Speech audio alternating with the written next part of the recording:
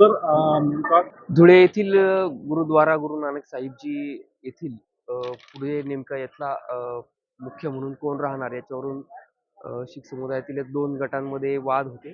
त्या अनुषंगाने आज या ठिकाणी त्यांच्यामध्ये थोडी वादावादी आणि हातापायीची झालेली दिसते.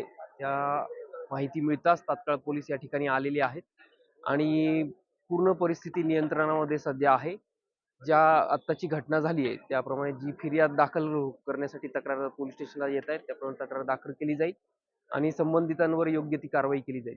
त्याचबरोबर असंही निदर्शनास आलेलं आहे की या घटनेच्या अनुषंगाने काही लोक चुकीचे व्हिडिओ बनवून त्याच्यामध्ये अफवा पसरवण्याचं काम केलं जात आहे. तर माझी सगळ्यांना विनंती आहे, कोणत्याही पद्धतीच्या अफवा पसरू नये, अफवांवर विश्वास ठेवू नये. जे पण लोक विनाकारण अशा पद्धतीच्या अफवा पसरवतील त्यांच्यावर कडक कायदेशीर कारवाई धुळे पोलीस स्टेशनतर्फे केली जाईल.